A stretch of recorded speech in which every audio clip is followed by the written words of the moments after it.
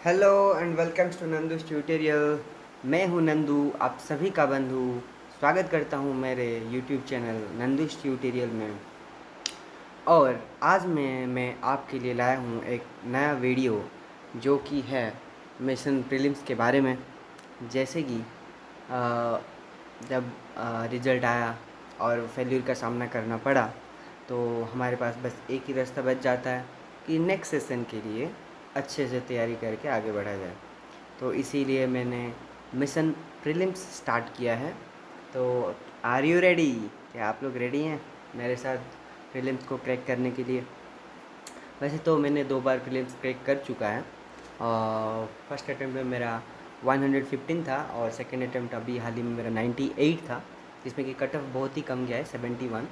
तो प्रीलिम्स को हम 60 डे में कवर करने का प्लान किए हैं और 60 डेज़ चैलेंज है।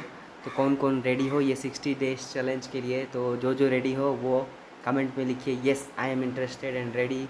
और मुझे भी प्रीलिम्स से क्रैक करना है दोस्तों। तो ये है यूपीएससी का तोड़फोड़ सीरीज और ओपीएससी का भी तोड़फोड़ सीरीज। तोड़फोड़ इसलिए बोलते हैं क्योंकि हम लोग ये एक ही अटैम्प्ट में प्रीलिम्स क्वालिफाई करने के लिए जो एक्सपायर करते हैं, मतलब उसी को तोड़फोड़ का मीनिंग वही है कि ओपीएससी का जो भी अच्छे से इतना अच्छे से प्रिपरेशन हो कि जो भी क्वेश्चन आए हमारा तो पार हो ही जाएगा।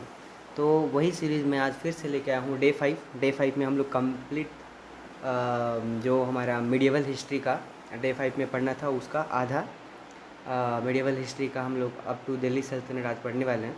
और फिर डे 6 में पूरा मिडिवल हिस्ट्री को कंप्लीट करने वाले हैं, जो कि हमारा रिवीजन सीरीज़ है दोस्तों। डिटेल आपको माइन्यूटली तो नहीं पढ़ाया जाएगा, बस आपको क्या करना है अपना सोर्स लेना है। जो भी सोर्स से आपने पढ़ाई की है वो सोर्स को उठाइए और मैं जो बोलता हूँ उससे अपने कंसेप्ट्स को रिवाइज कीजिए, उसको अपने कंसेप्ट्स को क्रिस्टल क्लियर कीजिए दोस्तों। उसको देखिए कि मैं जो बोल रहा हूँ वो आपके सोर्स में है कि नहीं, so that we you can actually know that your source is authentic और नॉट। आपका सोर्स अच्छा है या बुरा है वो भी आप देख सकते हैं, या फिर कुछ मिसिंग फैक्ट्स फिगर्स हैं तो वो भी आप ऐड ऑन कर सकते हैं। तो और आपका ये बहुत ही कम टाइम में रिवाइज भी हो जाएगा पूरा का पूरा, जो कि ज़्यादातर ओपीएससी और यूपीएससी के प्रीलिम्स पॉइंट ऑफ व्यू से जो भी रेलेवेंट है सब इम्पोर्टेंट चीज़ों के बारे में मैं बताने वाला हूँ दोस्तों। अच्छा, बहुत सारे लोगों ने कमेंट किया था कि ସାର୍ ଓଡ଼ିଆରେ କୁହନ୍ତୁ। ଓଡ଼ିଆରେ ତ ମୁଁ କହିପାରିବି, ସେମିତି କିଛି ଅସୁବିଧା ନାହିଁ। ବାକି ଓଡ଼ିଆରେ ଅଲରେଡ଼ି ବହୁତ ସାର୍ ମ୍ୟାଡ଼ମ୍ ଏକ୍ସପିରିଏନ୍ସ ମାନେ ଭିଡ଼ିଓ ବନାଉଛନ୍ତି ଆଉ ସେଇଥିରୁ ବହୁତ ଗାଇଡ଼େନ୍ସ ବି ମିଳିଯାଉଛି। ବାକି ମୋର एक्चुअली फास्ट कथा एटा डेडिकेटिवली ओपीएससी पे नुह, इवेन यूपीएससी वाला पिला मानक पे एटा भी हेल्पफुल हो पारे। दैट्स वाई मु हिंदी रे कहूँ कि यूपीएससी को मोर नहीं कि चलो माने यूपीएससी रो भी कंटेंट, बिकज ओपीएससी यूपीएससी सब मिसिकी कंटेंट सिलेबस सब सेम ही जाइए। हेले से किसी आउ फरक नहीं, से मु हिंदी रे कहूँ कि इवेन ओपीएससी रो पिला प्लस आउ यूपीएससी रो पिला बोथ मानक हेल्पफुल हो सेमती किसी असुविधा हेनी। से मुझे हिंदी में कहूँ आई दुईटा रिजन लगी मुझे हिंदी में कहूँ। आप जब ये कहते मुझे मिश्रित भाषा यूज करी। कभी कभी हिंदी बोल लूँगा यार और कभी कभी केबे ओडिया भी कही पारि, सेमती किसी ना आउ नहीं कि चलवा आराम से एंड एंजॉय करी लाइफ को एंजॉय करवा, शेयर करवा और हेल्प करके आगे बढ़िया। आउ जो मैंने दुख कर प्री रे हेलानी कि मेन्स ही नहीं कि इंटरव्यू रे कटिगला, जमती मु इंटरव्यू रे कटि जाइली, हेले दुख करंतु नहीं आगे बढ़ंतु, भलसे प्रिपरेशन करके आगे बढ़ंतु। आउ यूपीएससी रो भी बहुत ट्रेंड चेंज हो जाइए। आउ ओपीएससी निजको यूपीएससी हिसाब से करुँची ताहले सी सेट पे भी प्रिपेयर हूँ भलसे। आउ प्री को भी statement based question, because prelims रो भी क्वेश्चन जाक हाई जाऊँगी और कट ऑफ लो जाऊँगी because of the trending nature changing nature of question बहुत चेंज हो जाऊँगी। से निजको भल भाव में प्रिपेयर करूँ और कांदतु नहीं हृदय भागंतु नहीं और स्टार्ट कर दिंतु प्रिपरेशन मोर सांगे भल भाव में। तो जोश केमती अच्छी? जोश भल अच्छे तो आपंकर जोश रे कमी न हमार अच्छे, पूरा फुल प्रोडक्टिव जोश थियर अच्छी, हाई जोश थियर अच्छी। डे कैसा रहा आपका? कमेंट करके बताइए आपका डे कैसा रहा। कल प्रोडक्टिव था आपका? आप जो सोचे थे पूरा मिडिवल हिस्ट्री का होमवर्क जो मिला था पढ़ने के लिए, क्या आपने वो मिडिवल हिस्ट्री पूरा कंप्लीट किया है? अगर किया है तो मेरी तरफ से आपको शाबाशी, अपने पीठ थपथपा लीजिए। और जिसका नहीं हुआ है तो वो लिखिए कि मेरा बस इतना ही % कंप्लीट हुआ है, 50% अचीव, 60% अपना टारगेट अचीव हुआ। वो सब लिखिए। और रेगुलर एक्सरसाइज कीजिए यार, प्लानिंग कीजिए, परफेक्टली प्लानिंग कीजिए अपने डे को, नहीं तो दिन कहाँ से कहाँ निकल जाएगा पता नहीं चलेगा। प्लानिंग करके ओथ लेना बहुत ज़रूरी है दोस्तों, आपको ओथ भी लेना पड़ेगा अपने आप पे, ओथ लेके आगे बढ़िए। तो ये ओथ ऑफ कमिटमेंट जहाँ पे कि हम लोगों ने ऑफिसर बनने का ओथ लेते हैं, हर सुबह उठते ही अपने मम्मी और पापा का चेहरा याद करके हमें ओथ लेना है। ओथ क्या लेना है कि जब तक ऑफिसर बन नहीं जाते, जब तक ओपीएससी को तोड़ेंगे नहीं तब तक छोड़ेंगे नहीं, जब तक ओपीएससी में एक रैंक आ नहीं जाता या फिर जब तक यूपीएससी में एक रैंक आ नहीं जाता तब तक हम लोग उसको छोड़ने वाले हैं नहीं। अपने सिविल सर्विस प्रिपरेशन को शानदार तरीके से आगे लेके बढ़ना है और ये डे को अच्छे से प्लान करना है दोस्तों। यहाँ पे कितना अपने स्वास्थ्य का अच्छे से ख्याल रखना है, यहाँ पे आपको प्रायोरिटी लिस्ट में आपको लिखना है, फिर टू डू लिस्ट लिखना है, प्रायोरिटी लिस्ट लिखना है और खुद का भी रेट करना है, डे को कितना अच्छा से रेट किया, और लास्ट में कमेंट करना है कि सर मेरा ये इतना अच्छा हुआ है, कल का दिन बहुत प्रोडक्टिव था कि नहीं था, ये सब के बारे में कमेंट भी करना है। और पूरे 24 आवर के बारे में आप प्लान कीजिए दोस्तों, तो देखिए आपका सीट पक्का रिजर्व हो जाएगा। ठीक है दोस्तों, चलिए आगे बढ़ते हैं। तो आज का मोटिवेशनल कोट है कि मेहनत का नशा कीजिए दोस्तों, बीमारी भी सफलता की ही लगेगी। तो नशा अगर करना है तो ये क्या है, ये सब बच्चों का खेल, दारू सिगरेट, ये छोटा छोटा नशा वगैरह मत करो यार, हैं। मेहनत का नशा करो, हार्ड वर्क करो, स्मार्ट वर्क करो, इफेक्टिव प्लानिंग एग्जीक्यूशन के साथ आगे बढ़ो, तो बीमारी भी जो लगेगी सफलता की लगेगी।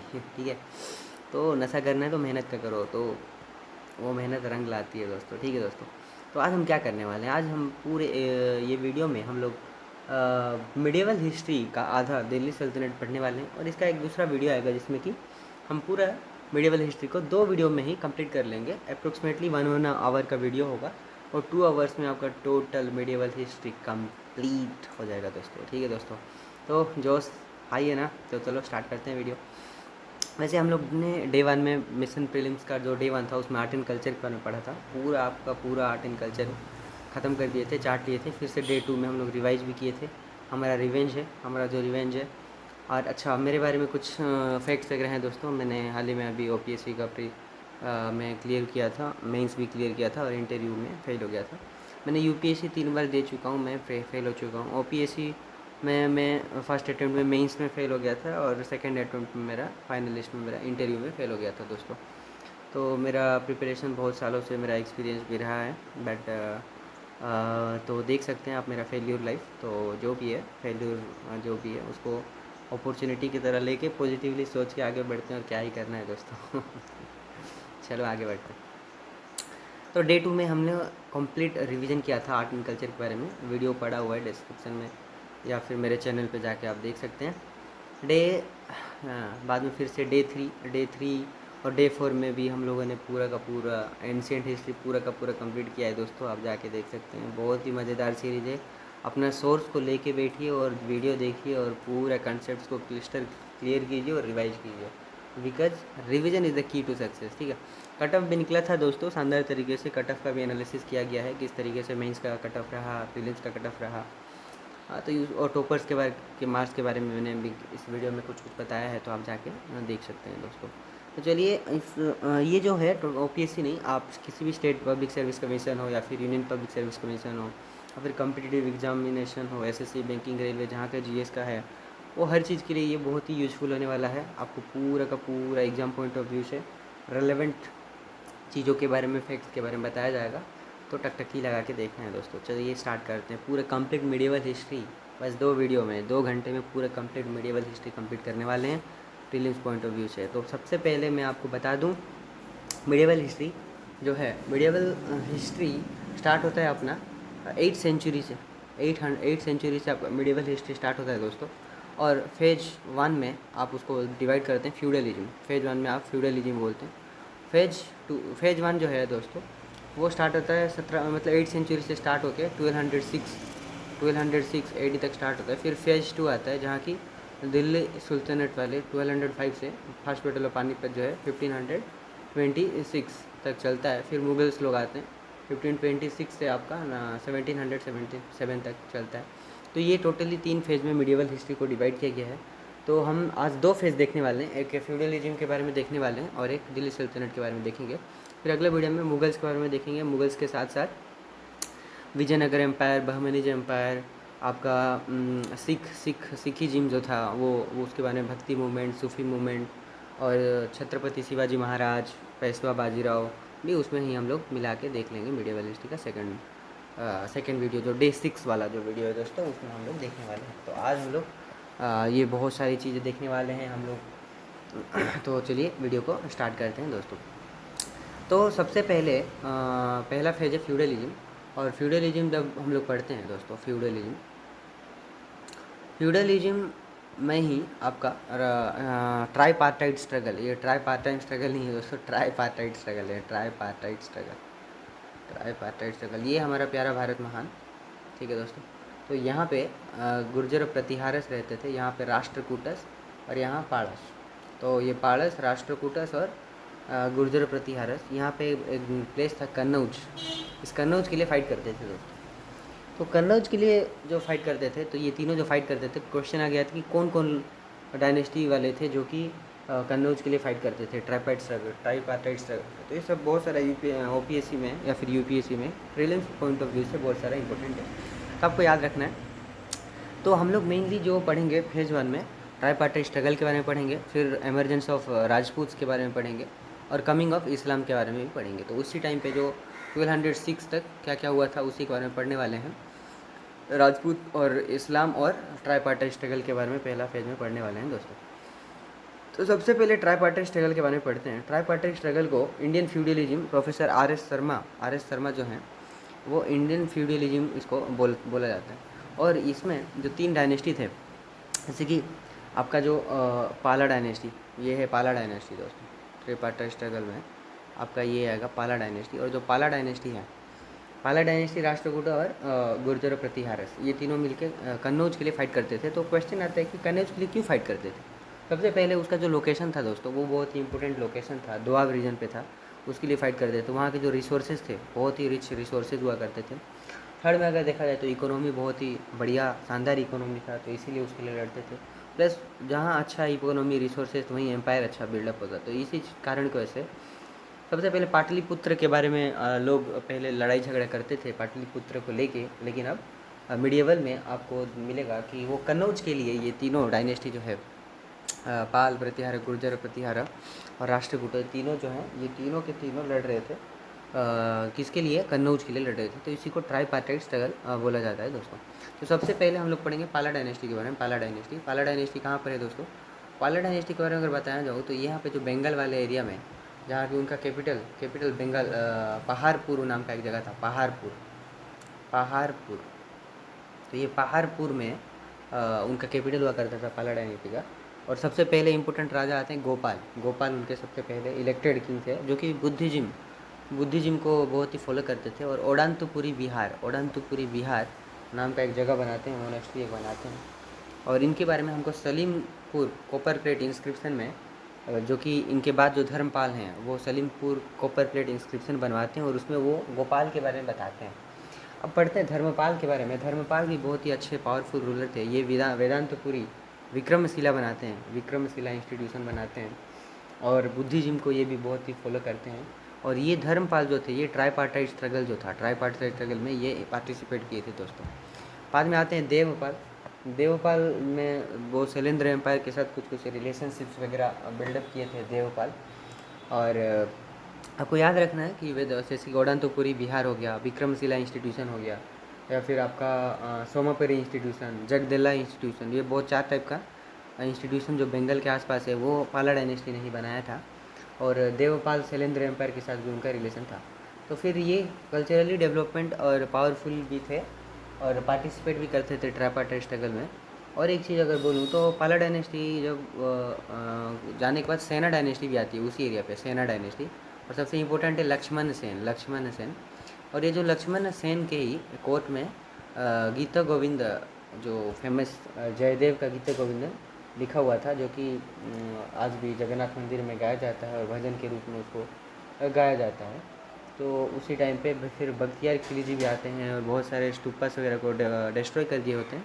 तो ये लक्ष्मण सेन ही थे जिसको कि रीइंस्टिगेट करते हैं। तो ये कुछ पाला डायनेस्टी के बारे में हम लोगों ने पढ़ा। पाला डायनेस्टी के बारे में अच्छा मैं और एक बात बता दूँ, जो भी पानी वेस्ट करते हो प्लीज़ दोस्तों, पानी वेस्ट नहीं करना चाहिए। ट्री वगैरह, बारिश का दिन है, थोड़ा ट्री वगैरह प्लांट कर दो, वो अपने आप पनक जाता है। लाइफ बचाइए, प्लास्टिक को कम कर दीजिए दोस्तों, ठीक है। और लाइक शेयर और सब्सक्राइब भी कर दीजिए अच्छा लग रहा है तो, और अच्छा नहीं लग रहा है तो डिसलाइक कीजिए, कमेंट कीजिए क्या प्रॉब्लम है, फीडबैक दीजिए, हम अपने आप को सुधारने के लिए कोशिश करेंगे दोस्तों, ठीक है। तो आगे बढ़ते हैं। तो सेकंड डायनेस्टी है प्रतिहार डायनेस्टी। प्रतिहार डायनेस्टी का जो गुर्जर प्रतिहारस भी बोला जाता है, इनका जो कैपिटल है दोस्तों, कैपिटल इनका अगर बोला जाए तो उज्जैन, उज्जैन में इनका कैपिटल हम बोल सकते हैं गुर्जर प्रतिहारस का। और सबसे पहले राजा, इंपॉर्टेंट राजा है नागभट्ट फाउंडर बोल सकते हैं नागभट्ट को। और इनके बारे में हम क्या क्या सोर्सेस मिले हैं, जैसे कि काव्य मीमांसा, राजशेखर ने लिखा है काव्य मीमांसा, जो कि एक पोएम है। मारू गुर्जर आर्किटेक्चर भी डेवलप किए थे। ग्वालियर इंस्क्रिप्शन एक मिल जाता है। तो ये कुछ सोर्सेस हैं जिनके बारे जो जिसके वजह से हमको नागभट्ट मतलब प्रतिहार डायनेस्टी के बारे में इंफॉर्मेशन मिलता है। तो सबसे पहले फाउंडर बोलते हैं नागभट्ट। तो नागभट्ट थे, वे भी बहुत पावरफुल राजा थे। और ये जो अरब्स, जैसे कि यहाँ पे इनका लोकेशन है, तो यहाँ से जैसे ही अरब्स लोग आते थे तो उनका जो इन्वेजन को वो मतलब प्रोटेक्ट करते थे। जैसे कि जुनैद आया था इनके टाइम पे, तो अरब्स के साथ फाइट किए थे नागभट्ट, ठीक है दोस्तों। तो नागभट्ट बहुत ही इंपॉर्टेंट है। और नागभट्ट के बाद आते हैं वत्सराज सेकंड में आते हैं। इनको नागभट्ट टू के नाम से भी जाना जाता है, वत्सराज। और ये भी बहुत ही इम्पोर्टेंट है। ये ट्राइपार्टाइट स्ट्रगल में पार्टिसिपेट किए थे। और सबसे इम्पोर्टेंट यही चीज़ है कि पार्टिसिपेट कौन किया था ट्राइपार्टाइट में, तो वत्सराज। फिर आते हैं मिहिर भोज की ग्वालियर इंस्क्रिप्शन बनवाते हैं। और इस इंस्क्रिप्शन में नागभट्ट टू के बारे में बहुत सारी इन्फॉर्मेशन हमको देखने को मिल जाता है। और मिहिर भोज जो थे वैष्णव एक थे, विष्णु के भक्त थे। और अपने आप को टाइटल देते आदि वराह मतलब विष्णु के अवतार हैं। तो आदि वराह का टाइटल भी खुद को देते हैं वो। और इन्हीं के टाइम पे एक अरब ट्रैवलर सुलेमान बोल के एक अरब ट्रैवलर इन्हीं के कोर्ट में आया हुआ था। सुलेमान अरब ट्रैवलर जो कि आया हुआ था इन्हीं के कोर्ट में।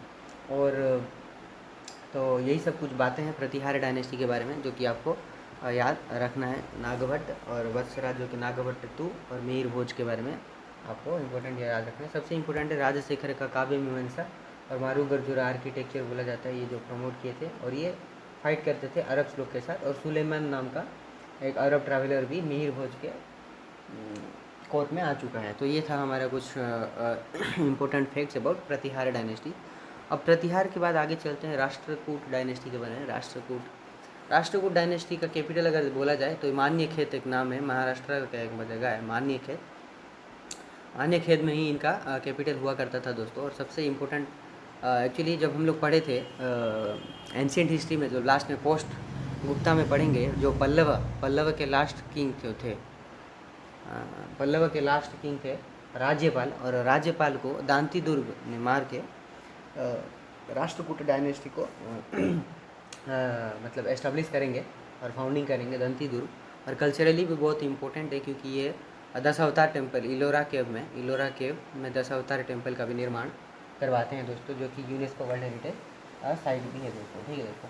फिर आते हैं कृष्णावान, जो कि कृष्णावान जो थे वही कल्चरली बहुत इंपॉर्टेंट है, क्योंकि कृष्णावान ही इलोरा केव में केव नंबर 16 नंबर केव में कैलाशनाथ टेम्पल जो है, कैलाश टेम्पल जो वो बनवाते हैं वो। तो कल्चरली बहुत ही इंपॉर्टेंट हो जाता है। और दांती दुर्ग के बारे में और एक चीज़ मैं बता दूँ, दांती दुर्ग एक हिरण्य गर्भधान, क्योंकि वो एक्चुअली वो मतलब क्षेत्रीय नहीं थे, तो हिरण्य गर्भधान करते हैं और बोलते हैं कि अगले दिन जन्म में मैं क्षेत्रीय बनूंगा, तो इसीलिए वो यज्ञ करते हैं और हिरण्य गर्भधान भी बोला जाता है उसको। तो ये एक इंटरेस्टिंग फैक्ट है। फिर ध्रुवा के बारे में, कृष्णा के बारे में बता दिए, जो कैलाश टेम्पल बनाए हैं इलोरा के केव नंबर 16 में। ध्रुवावन इंपॉर्टेंट क्यों हो जाते हैं, क्योंकि वो ट्राईपार्टाइट स्ट्रगल में वो पार्टिसिपेट किए थे और सबसे इम्पोर्टेंट भी है। उसका अमोघ वर्षों को अशोका ऑफ साउथ भी बोला जाता है। और ये भी बहुत ही इम्पोर्टेंट है, क्योंकि ये जो कन्नड़ लिटरेचर है, पंपा, पुन्ना और रन्ना, ये तो कौन बनेगा करोड़पति में भी आ चुका है। पंपा, पुन्ना और रन्ना, ये तीन कौन सा लिटरेचर है जो कि इन्हीं के टाइम पे डेवलप हुआ था, ये है कन्नड़ लिटरेचर। और ये एलिफेंटा केव का भी एलिफेंटा का केव भी बनवाते हैं, जो कि वेरी वेरी इंपॉर्टेंट है। और कन्नड़ा लिटरेचर भी डेवलपमेंट होता है। और ये कैलाश टेम्पल और शिव जी को ज़्यादा प्रमोट किए थे, और इनको अशोका ऑफ साउथ भी अमोघवर्ष को बोला जाता है दोस्तों। तो ये कुछ फैक्ट्स थे 3 डायनेस्टी के बारे में, और ये तीनों के बीच में लड़ाई झगड़ा हुआ करता था। जैसे कि पालक के बारे में हम लोग अगर देखें तो देवपाल, धर्मपाल धर्मपाल और गुर्जर प्रतिहारस की अगर बात करें, गुर्जर प्रतिहारस में आपके जो वत्सराज जो थे, जैसे कि नागभट्टतु और राष्ट्रकूटों में ध्रुववान, ये तीनों मिल के ही फाइटिंग वगैरह किया करते थे, ट्रिपार्टाइट सर्कल में किया करते थे। अब देखते हैं दोस्तों सेकंड इमरजेंस ऑफ राजपूत, जो कि फर्स्ट फेज में इमरजेंस ऑफ राजपूत भी होता है। तो राजपूत वगैरह जो आए उनका बहुत सारा थ्योरी वगैरह है, जिसका ऑप्शनल है उसमें तो बहुत सारे थ्योरीज वगैरह हैं, वो पढ़ेंगे विथ डिफरेंट हिस्टोरियंस के नाम के साथ। तो सबसे पहले है इंडिजीनियस थ्योरी, जो कि अग्निकुल थ्योरी भी बोला जाता है। चंद्रवर्दाई के पृथ्वीराज रासो, चंद्रवर्दाई ने एक बुक लिखा था पृथ्वीराज रासो, और वहाँ पे अग्निकुल थ्योरी है, जहाँ की बताया गया है कि कैसे यज्ञ से मतलब इंडिजीनियसली या राजपूत लोग निकल के आते हैं। कुछ लोग बोलते हैं फॉरेन थ्योरी है, फोर थ्योरी नहीं है ये, एक्चुअली फॉरेन थ्योरी है, मतलब बाहर से राजपूत लोग आए और बोले कि वो राजपूत वगैरह हैं। तो कोई हैं ये फॉरेन थ्योरी को ही मानते हैं, लेकिन modern historian mixed origin theory को मानते हैं कि नहीं, कुछ बाहर से आए थे, कुछ खुद के भी थे, जो कि अपने आप को उनका सोशियो इकोनॉमिक कंडीशन चेंज जब हो गया तब वो खुद को बोलने लगे कि हाँ मैं राजपूत हूँ। तो ऐसे बहुत सारे एग्जांपल हैं, जैसे कि गढ़वाला, कन्नौज में गढ़वाला आ जाते हैं। जैसे कि मैं आपको अगर थोड़ा सा ओवरव्यू दूँ तो दिल्ली में तोमार्स आ जाते हैं, और आपका कन्नौज में गढ़वाल आ जाते हैं। एमपी में आपका कलाचूरिस आ जाते हैं, कलाचूरिस, ठीक है दोस्तों, कलाचूरिस। यहाँ पे चंडेल्स आ जाते हैं खजुराहो वाले प्लेस पे। और वरंगल में आपका देवगिरी में यादवस आ जाते हैं, वरंगल में काकतीयास आ जाते हैं। तो बहुत सारे ऐसे थे। और यहाँ पे सोलंकी डायनेस्टी था, बंगाल में सोलंकी डायनेस्टी, दिल्ली में तोमार डायनेस्टी दोस्तों। फिर यहाँ पे आपका मतलब हरियाणा में चौहान डायनेस्टी, यहाँ पे बंगाल में भी गौड़ा डायनेस्टी। तो ये सब कुछ डायनेस्टीज वगैरह आपका मतलब टाइम पे मिल जाते हैं, राजपूत लोग के टाइम पे ये सब मिल जाते हैं। जैसे कि सबसे इम्पोर्टेंट आपको याद रखना है, गुजरात में सोलंकी डायनेस्टी, दिल्ली में तोमार डायनेस्टी। उस टाइम पे हिंदू साई डायनेस्टी भी, अफगानिस्तान वाले एरिया पे हिंदू साई डायनेस्टी भी हुआ करता था। कश्मीर में तो कारकोटा डायनेस्टी, उत्पाल डायनेस्टी, लोहार डायनेस्टी, बहुत सारे डायनेस्टी वगैरह भी कश्मीर में देखने को मिलते हैं।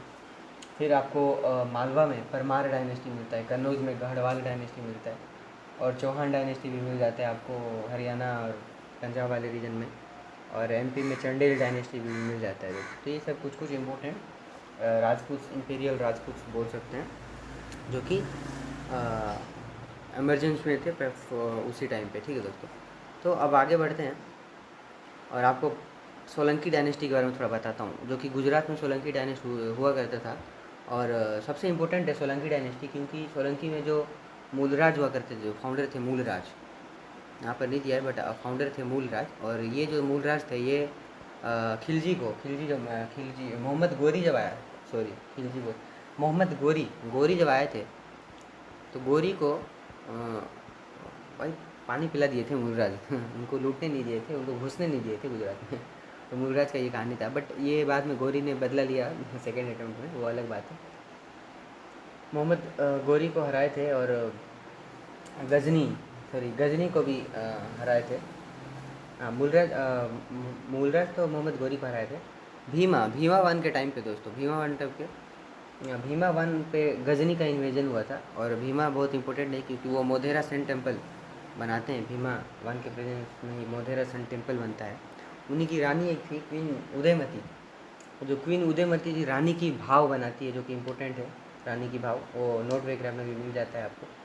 फिर उनके गवर्नर एक थे बीमल शाह, जो जैन दिलवारा टेम्पल भी बनवाते हैं, जैनों लोग का बहुत ही फेमस टेम्पल है। तो ये आपको कुछ इंपॉर्टेंट फैक्ट्स थे जो कि याद रखने थे।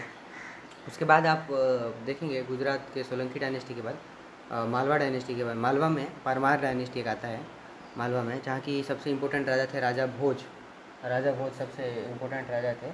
और इनका सोलंकी के साथ बहुत ही कन्फ्लिक्ट हुआ करता था। और ये जो राजा भोज थे अपने आप को परमेश्वर परम भद्र कवि बोलते थे, अपने आप को बड़ा बड़ा टाइटल्स वगैरह देते थे। राजा भोज तो बहुत इंपॉर्टेंट थे और इनका सोलंकी के साथ कन्फ्लिक्ट होता था और खुद को बड़ा बड़ा टाइटल्स देते थे। और ये जो एक भोजपुर नाम का एक जगह डिस्क्राइब मतलब वो एस्टेब्लिश करते हैं, जो कि लास्ट में वो भोपाल हो जाता है, भोपाल। और इनका राजेंद्र वान के साथ भी रिलेशन वगैरह थे। राजेंद्र वान के बारे में आप पढ़ेंगे, इम्पेरियल चोलास के बारे में अभी थोड़ी देर बाद हम लोग पढ़ेंगे। तो उनके साथ भी ये परमार डायनेस्टी के जो राजा भोज हुआ करते थे उनका रिलेशनशिप वगैरह हुआ करता था दोस्तों। तो अब हम लोग पढ़ेंगे परमार डायनेस्टी। कन्नौज में गढ़वाल डायनेस्टी, ये घरवाली हो गया है, Garhwal dynasty actually GHAD, Garhwal dynasty. तो ये गढ़वाल डायनेस्टी जो था कन्नौज में हुआ करता था। और वहाँ के जो राजा थे, राजा जयचंद्र, जो कि पृथ्वीराज चौहान के साथ उनके अच्छे संबंध हुआ करते थे एक टाइम पे। बट उनकी एक इंटरेस्ट कहानी है, जो जयचंद्र की बहन के साथ उनका शादी, मतलब बहन का शादी हो जाएगा पृथ्वीराज चौहान के साथ। तो जयचंद्र थोड़ा नाखुश हुआ करते थे पृथ्वीराज चौहान से, और इसीलिए वो जयचंद्र ने एक्चुअली बिट्रे किया था पृथ्वीराज चौहान को। और इसीलिए बैटल ऑफ तेरेन में आप देखेंगे घोरी, हम लोग पढ़ने वाले हैं, घोरी पृथ्वीराज चौहान को हरा देंगे सेकेंड बैटल ऑफ तेरेन में। और फिर उन्हीं को महंगा पड़ जाएगा, जयचंद्र को महंगा पड़ेगा ये जो गोरी के साथ हाथ मिलाए थे, क्योंकि आने वाले दिनों में गोरी फिर से जयचंद्र को भी हराते हैं और कन्नौज को भी अपने अंडर में ले लेते हैं। तो ये पृथ्वीराज चौहान के साथ इनका बैटल चलते रहता था कन्नौज में। तो ये कुछ फैक्ट्स याद रखना है। फिर हाँ, तो emergence of Rajput, indigenous theory, foreign theory तो हम लोग पढ़ चुके हैं। हाँ, तोमर डायनेस्टी के बारे में आप देख लेते हैं। तोमर डायनेस्टी के बारे में, तोमर डायनेस्टी जो दिल्ली है, वहाँ पे तोमर डायनेस्टी रूल करता था। और वहाँ पे सबसे इम्पोर्टेंट है अनंगपाल तोमर। ये लाल कोट का किला बनाते हैं, लाल कोट का किला बनाते हैं। और ये इनके लिए बस इतना ही याद रखिए आप, इम्पोर्टेंट अनंगपाल के बारे में थोड़ा याद रखिए तोमर डायनेस्टी में। फिर हिंदू साई डायनेस्टी के बारे में याद रखिए, जो कि अफगानिस्तान वाले एरिया में रूल करते थे, हिंदू साई डायनेस्टी। और ये 6th सेंचुरी AD नहीं है, वो AD है, 6th सेंचुरी AD में हिंदू साई डायनेस्टी में जयपाल हुआ करते थे राजा। और जब सुबुकतागिन आते हैं यामिनी डायनेस्टी से सुबुकतागिन आएंगे जब इन्वेड करने के लिए अफ़गानिस्तान में, तो उनके साथ बैटल ऑफ पेशावर होता है।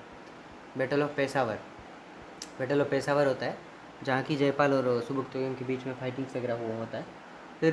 फिर मोहम्मद गजनी भी मोहम्मद गजनी भी हिंदू साई डायनेस्टी में, जब आनंदपाल के साथ बहुत ही युद्ध होगा। और मोहम्मद गजनी बहुत ही आकर, वो तो बहुत बार अटैक किए थे। मोहम्मद गजनी का जो अटैक हुआ आनंदपाल के साथ, वो जो बैटल है वेरी वेरी इंपॉर्टेंट है, उसको ही बैटल ऑफ चाँच भी कहा जाता है, या फिर बैटल ऑफ पोरस भी कहा जाता है, या फिर बैटल ऑफ वाई हिंद भी बोला जाता है, कुछ भी बोलिए। ये बहुत ही इंपॉर्टेंट है, एग्जाम में आ जाता है Waihind, battle of Waihind, Porus, battle of Chach, ये सब इंपॉर्टेंट है दोस्तों। और ये मोहम्मद गजनी जब आए थे, आनंदपाल जब राजा हुआ करते थे, तो ये हिंदू साई डायनेस्टी वाले लोग को तो पहले ही एनकाउंटर हुआ था। तो ये आपको याद रखना है हिंदू साई डायनेस्टी के बारे में। फिर आपको कल्हाना राज तरंगी, वेरी वेरी फेमस, कश्मीर का हिस्ट्री अगर जानना है तो कल्हाना का राज तरंगी जो 8 वॉल्यूम्स है वो बहुत इंपॉर्टेंट है। और क्वेश्चन भी आ जाते हैं कि कौन था राज तरंगी ने लिखा हुआ है। तो कश्मीर में बहुत सारे डायनेस्टी थे, यहाँ पे कुछ डायनेस्टी में बताया हूँ जो कि इंपॉर्टेंट है, जैसे कि Karkota dynasty, Lohara dynasty, उत्पाल dynasty. ठीक है दोस्तों, सबसे इम्पोर्टेंट है कारकोटा जो लोहार डायनेस्टी है, लोहार डायनेस्टी में क्वीन दिद्दा बोल के क्वीन थे, जो कि वेरी वेरी क्वीन होने के बावजूद भी उस टाइम पे बहुत ही अच्छे तरीके से रूल किए थे। और कारकोटा डायनेस्टी इंपॉर्टेंट है क्योंकि वो जो ललित आदित्य किंग थे, एक ललित आदित्य ये जो किंग थे, ये एक सन टेम्पल बनाते हैं कश्मीर में, जिसको कि मारतंड सन टेम्पल कहा जाता है। मारतंड सन टेम्पल याद रखिए, जो कि ललित आदित्य ने, जो कि कारकोटा डायनेस्टी से बिलोंग करते थे, तो वो बनवाए थे मारतंड सन टेम्पल। तो इसलिए ये इंपॉर्टेंट हो जाता है कश्मीर का थोड़ा बहुत उस टाइम का हिस्ट्री। फिर आता है चौहान डायनेस्टी, जिसमें कि सबसे फेमस हमने पृथ्वीराज चौहान, बहुत लोगों ने पढ़ा ही होगा। तो फाउंडर कौन थे एक्चुअली चौहान डायनेस्टी के बारे में अगर मैं बताऊँ फाउंडर के बारे में, तो इनके फाउंडर थे सिम्हा राजावान,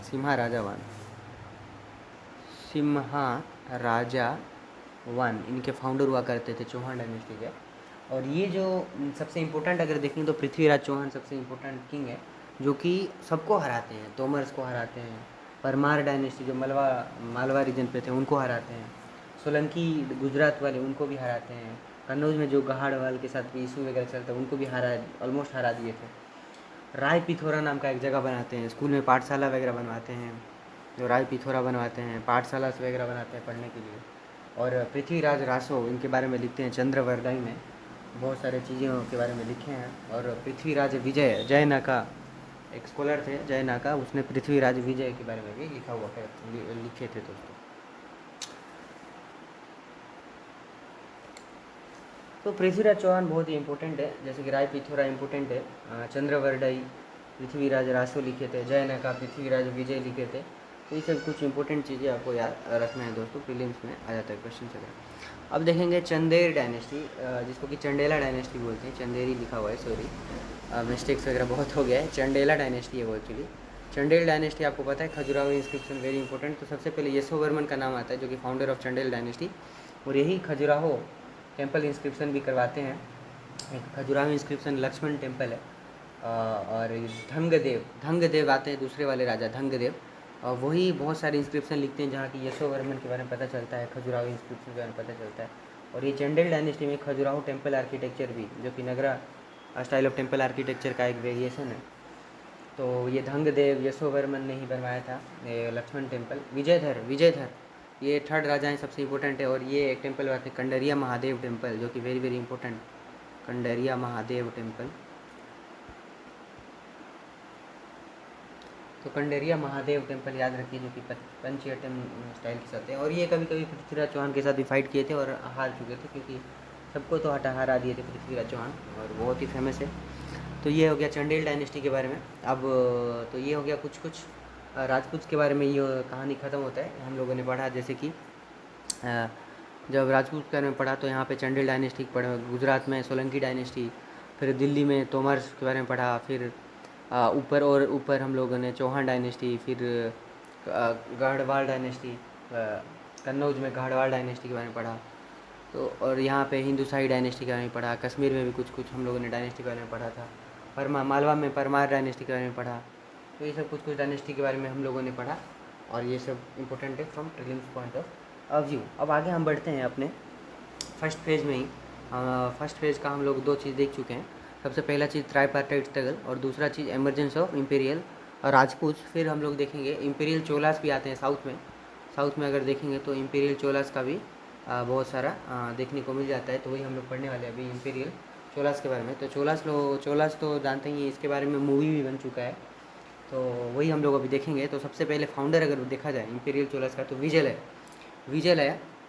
विजयलय के सामंत में एक थे आदित्यवान क्या करते हैं, अपराजित पोस्ट गुप्ता में आप पढ़े होंगे, मैं आपको पढ़ाया था पिछले वीडियो में, जहाँ की हम लोगों ने पल्लवस के बारे में पढ़ा था। और पल्लवस में लास्ट किंग थे अपराजित, और अपराजित को ही आदित्य मारते हैं और फाउंडिंग करते हैं। विजयलय के ही वो आदमी थे आदित्य, और विजयलय क्या करते हैं, फाउंडिंग करते हैं चोला डायनेस्टी का, पल्लवा को रिप्लेस करके। ठीक है दोस्तों, तो ये 850 एडी का बात है, 850 एडी का बात है, जब अपराजित को हरा के चोला डायनेस्टी का विजयलय जो स्थापन करते हैं, इस्टेब्लिश करते हैं इम्पीरियल चोलास को। ठीक है दोस्तों, फिर इनके बाद जो आते हैं पर्वटक क्या करते हैं, पर्वटक के बारे में हम लोग पिक्चर अभी हाल ही में रिलीज हुआ था, पोनियन सेल्वन 1, पोनियन सेल्वन 2। तो पर्वटक जो थे वहाँ पे बताया गया, पर्वटक को भी एक्सपांसन वगैरह बहुत सारे किए, और ये पांड्यास को हराते हैं, पांड्यास रूलर को हराते हैं, और मदुराई को भी जीतते हैं, और कंसोलिडेट करते हैं चोला को, और मदुराई को जीतने के बाद अपने आप को नाम देते हैं ये मदुराई कोंडा, अपने आप को मदुराई कोंडा नाम से जाना जाता है। कौन? पर्वटक का सबसे इम्पोर्टेंट जो पोनियन सेल्वन जिनका नाम है, जिसको कि अरुमोलिवर्मन भी बोला जाता है, राजा राजावान का ही नाम अरुमोलिवर्मन है, या फिर आप उसको उल्कानंद पेरुमल भी बोलते हैं। ठीक है दोस्तों, तो यही पोनियन सेल्वन है जिसके बारे में दिखाया गया वो पिक्चर में, पोनियन सेल्वन में। और राजा राजावान ही जो थे, जो कि बृहदेश्वर टेम्पल सबसे इम्पोर्टेंट टेम्पल है Dravid style of temple architecture में, बृहदेश्वर टेम्पल, राजेश्वर टेम्पल जिसको बोला जाता है, जो कि एक शिव जी का मंदिर है तांजावुर में। तो राजा ही बनवाए थे, और ये श्रीलंका के आधा पोर्शन को वो कैप्चर कर लिए थे राजा, श्रीलंका मालदीव्स को कैप्चर कर लिए थे, इवन इनका श्री विजय एम्पायर के साथ भी इनका बहुत अच्छा रिलेशन हुआ करता था। को किसका? राजा राजा का। राजा राजा के बाद में आते हैं राजेंद्र चोला। राजेंद्र चोला और राजेंद्र चोला भी बहुत ही एक्सपांसन करते हैं। ये कंप्लीट श्रीलंका को ले लेते हैं, इवन गंगा, इवन नॉर्थ में भी आके ये जीतेंगे नॉर्थ में, और आपको खुद को देंगे गंगाई कोंडा चोलापुरम। गंगाई कोंडा चोलापुरम नाम देते हैं अपने आप को। मतलब नॉर्थ में भी आके ये गंगा के किनारे आके भी बहुत सारा लैंड को एक्वायर करते हैं, और शैलेंद्र एम्पायर के अगेंस्ट, श्री विजय एम्पायर के अगेंस्ट में कैंपेन्स वगैरह लॉन्च करते हैं, और ये कंप्लीट श्रीलंका, मालदीव्स को भी कैप्चर कर लेते हैं, और अपने आप को बड़ा बड़ा टाइटल्स देते हैं। गंगाई कोंडा चोलापुरम ऐसे टाइटल्स वगैरह भी राजेंद्र चोला देते हैं अपने आप को, तो वेरी वेरी इंपॉर्टेंट हो जाते हैं ये। और इनका रिलेशन चाइना के साथ भी इवन बहुत अच्छा हुआ करता था, और इन्हीं को नेपोलियन भी बोला जाता है, Napoleon of south India, Napoleon of south, south का नेपोलियन भी इनको बोला जाता है दोस्तों, ठीक है इनको। तो राजेंद्र चोला के बारे में ये इंपॉर्टेंट रखिए, याद रखिए, जैसे कि ये गंगाई कोंडा चोलापुरम, शैलेंद्र और एम्पायर के साथ भी एक्सपेडिशन किए थे, कंप्लीट श्रीलंका को भी वो, इवन चाइना के साथ भी इनका बहुत अच्छा रिलेशन था, और नेपोलियन ऑफ साउथ इंडिया भी इनको राजेंद्र चोला को बोला जाता है। फिर आते हैं कुलतंग। कुलतंग नहीं है एक्चुअली, गलत है स्पेलिंग, आपको याद रखना। कुलतंग, कुलतंग। कुलतंग वान जो थे ये टैक्सेशन रिलेटेड रिफॉर्म्स वगैरह लिए थे, चाइना के साथ कुछ रिलेशन थे, दे आर नॉट इम्पोर्टेंट। फिर राजेंद्र थी सबसे लास्ट इंपीरियल चोलास के राजा हैं, उनके बारे में ज़्यादा कुछ इन्फॉर्मेशन नहीं मिलता है, जो कि इम्पोर्टेंट नहीं है इंपीरियल पॉइंट ऑफ व्यू से। तो ये सब कुछ था हमारे इंपीरियल चोलास के पॉलिटिकल हिस्ट्री के बारे में। इसके बाद फीचर्स अगर देखेंगे चोला पीरियड में जो फीचर्स वगैरह देखेंगे, तो पर्वतक के टाइम पे, इवन पर्वतक के टाइम पे एक उत्तर मेरू इंस्क्रिप्शन मिलता है, उत्तर मेरू इंस्क्रिप्शन, उत्तर मेरू इंस्क्रिप्शन। ये इंस्क्रिप्शन वेरी वेरी इंपॉर्टेंट है, क्योंकि उसी में एडमिनिस्ट्रेशन के बारे में बताया गया है कि जो चोला का एडमिनिस्ट्रेशन था, कहीं कहीं सेंट्रलाइज एडमिनिस्ट्रेशन था, ब्यूरोक्रेटिक स्ट्रक्चर भी था। तो उसी में बताया गया है कि चोला का जो था, पहले चोला को डिवाइड करते थे प्रोविंस में, जिसको कि नाडु बोलते थे, नाडु। नाडु को बाद में फिर से वलनाडु में डिवाइड कर देते थे, वलनाडु, और वलनाडु से फिर विलेज, कुर्रम बोलते थे विलेज को, कुर्रम। तो ऐसे डिवीज़न मिलता है आपको उत्तर मेरू इंस्क्रिप्शन में। Chola is divided into nadu, nadu then valanadu, and valanadu is divided into kurram, जो कि हमको उत्तर मेरू इंस्क्रिप्शन से उनका एडमिनिस्ट्रेशन के बारे में पता चलता है। और सबसे इंपॉर्टेंट है उनका टैक्सेशन इकोनॉमिक्स वगैरह भी बहुत अच्छा हुआ करता था, टेम्पल इकोनॉमी सिस्टम भी था, टैक्सेशन भी था। और यहाँ पे जो सभा था, ऊर नागेरम, ऊर का सभा होता था, ऊर सभा नागेरम में डिफरेंट असेंबली वगैरह हुआ करता था, जिसके बारे में भी बनाया गया है। और ये लोकल सेल्फ गवर्नमेंट में भी बिलीव करते थे, डिसेंट्रलाइज मॉडल में लोकल सेल्फ गवर्नमेंट का मॉडल भी वो फॉलो करते थे। और वो जो टेम्पल बेस्ड इकोनॉमी था ज़्यादातर, देवदासी सिस्टम भी बहुत सारा मतलब देवदासी सिस्टम हुआ करता था। ब्राह्मण्स लोगों को भी दान दिया करते थे लैंड्स वगैरह, तो उनको ब्रह्महार या फिर अग्रहार भी बोला जाता था। ब्रह्महार, ब्राह्मण्स को जो दान दिया जाता था उसको बोलते थे अग्रहार या फिर ब्रह्महार, और नॉन ब्राह्मण्स को जो दान किया करते थे राजा महाराजा, उसको बोलते थे वेलन वेगई, वेलन वेगई। स्कूल को भी दान दिया जाता था, उसको बोलते थे स्कूल दान, स्कूल भोज। फिर देवदान, टेम्पल को भी डोनेट किया जाता है, उसको तिरुनानमुत्तकानी, टेम्पल को अगर डोनेट किए उसको बोलते थे तिरुनानमुत्तकानी, ठीक है। फिर बहुत सारा तमिल लिटरेचर भी डेवलप होता है, जैसे कि तमिल रामायण, काम्बान बोलते हैं उसको। Dravidian architecture, even dancing Shiva, जो नटराज जो है, नटराज डेंसिंग शिवा का जो इमेज भी मिलता है इन्हीं के टाइम पे ही, वो नटराज का जो इमेज है, डेंसिंग शिवा का इमेज भी मिलता है। तो ये सब कुछ बातें आपको याद रखनी है, और कुछ फीचर्स ऑफ चोला के बारे में, उनके रिलीजन, आर्किटेक्चर और द्रविड़ आर्किटेक्चर, लिटरेचर, जैसे कि तमिल रामायण, काम्बन, ये फीचर्स वगैरह जो कि इंपॉर्टेंट है, प्रीलिम्स में क्वेश्चन बन जाते हैं, आपको याद रखना है।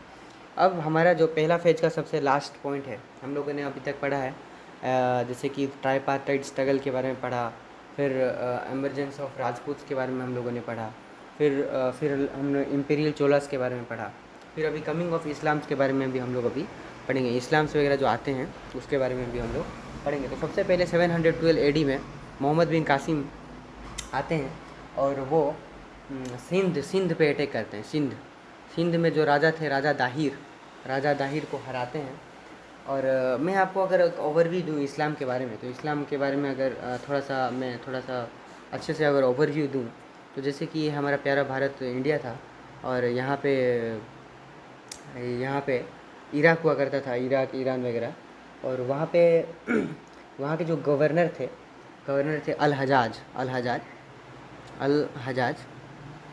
अल हजाज जो गवर्नर थे, उनके जो खलीफा हुआ करते थे रशीदुन, उमैयद डायनेस्ट के रशीदुन, वो उन अल हजाज को बोलते हैं कि किसी को भेजो धर्म प्रचार के लिए या फिर पैसा के लिए, इकोनॉमिक गेंस के लिए। तो मोहम्मद बिन कासिम को अल हजाज भेजते हैं, और कहा जाता है कि मोहम्मद बिन कासिम यहाँ पे सिंध में राजा दाहिर हुआ करते थे, और वहाँ पे मोहम्मद बिन कासिम के कुछ शिप्स वगैरह चोरी हो जाते हैं। तो शिप्स के लिए वो राजा दाहिर के पास जाते हैं और जाके वो अटैक करके सिंध को एनेक्सेशन करते हैं। और तो ऐसे शुरू होता है कहानी, एनेक्सेशन ऑफ सिंध से कहानी शुरू होता है, जिससे कि इस्लाम्स वगैरह आना, मतलब अरब्स लोग आना शुरू कर देते हैं। तो सबसे पहले मोहम्मद बिन कासिम का नाम आता है इसमें। मोहम्मद बिन कासिम ने ही सबसे पहले ये इनिशिएशन लिया था, और इवन निबम पोत को कैप्चर किया था, देब्बल पोत, नीरम को कैप्चर किया था, नीरम एक जगह है, सिंध को भी कैप्चर कर लिया था। और ये सिंध में राजा दाहिर को खुद मार दिए थे। एक प्लेस था जिसका नाम था ब्रह्मणाबाद, और ये सब चीज़ हमको एक बुक से पता चलता है, जिसका बुक का नाम है चाचनामा।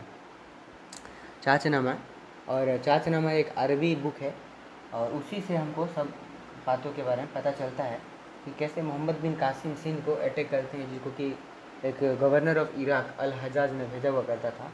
और ज़्यादातर ये सब इकोनॉमिक रीजन्स के लिए ही ज़्यादातर फाइटिंग वगैरह करते थे, और प्लस कुछ रिलीजियस एस्पेक्ट था, लेकिन उतना ज़्यादा कुछ रिलीजन एस्पेक्ट दिखता नहीं है, ज़्यादातर इकोनॉमिक गेंस के लिए ही वो आए थे। तो ये पहला चीज़ हो गया मोहम्मद बिन कासिम के बारे में।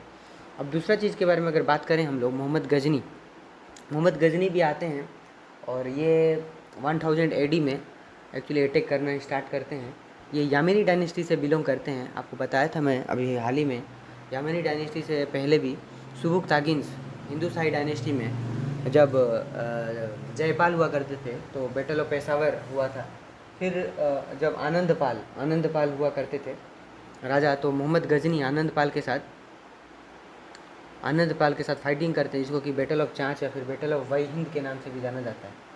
तो वो अगर देखें, गजनी 17 बार इंडिया में अटैक कर चुके थे, और सबसे पॉपुलर अटैक है तो उनका सोमनाथ अटैक। और गजनी और मूलराज जो थे वो हरा चुके थे गजनी को, और फिर से बदला भी लिए थे मोहम्मद गजनी मूलराज, लेकिन मूलराज तब नहीं थे, दूसरे राजा आ चुके थे, और राजा भीमदेव के साथ भी बदला वगैरह लिए थे मोहम्मद गजनी। और बहुत ही इतना धन वगैरह लूटे थे, बहुत धन वगैरह लूट के लेके गए थे, और पूरा तहलका मचा दिए थे। और ज़्यादातर ये इकोनॉमिक सिग्निफिकेंस के लिए आते थे, उतना ज़्यादा कुछ पॉलिटिकल सिग्निफिकेंस इनका तब नहीं था जब वो आया करते थे। और मोहम्मद गजनी जब आते थे तब उनके साथ बहुत सारे स्कॉलर्स भी आते थे, जैसे कि सबसे इम्पोर्टेंट है, याद रखना हमको, फिरदौसी एक बुक लिखते हैं शाहनामा। और तारीख़ हिंद लिखते हैं हमारे अलबेरूनी। इनके अलबेरूनी के बारे में तो 60 मार्क का क्वेश्चन बन जाता है, आपका अगर ऑप्शनल होगा तो अलबेरूनी के बारे में क्वेश्चन बन जाते हैं। अलबेरूनी ने बहुत अच्छे से डिस्क्राइब किया है वो सिचुएशन जब गजनी का जो इन्वेंशन हुआ था। तो अलबेरूनी तारीख़ हिंद या फिर किताब उल हिंद लिखते हैं अलबेरूनी, और वेरी वेरी इंपॉर्टेंट है। फिरदौसी शाहनामा और अलबेरूनी का किताब उल हिंद, और या फिर तारीख़ हिंद भी बोल सकते हैं। फिर सेकंड में आते हैं मोहम्मद गोरी जो आते हैं, तो ये एक बहुत ही खतरनाक बोल सकते हैं, 12th सेंचुरी में आते हैं। ये 712 AD में आए थे, और ये 1000 AD के आसपास में आना शुरू करते हैं। और ये जो थे ये 1175 AD में इनका कहानी शुरू होता है, और ये सबसे पहले अटैक करते हैं मुल्तान में। और मुल्तान में जो मूलराज थे इनको हरा देते हैं, मूलराज जो थे इनको हरा देते हैं मुल्तान में। और 1175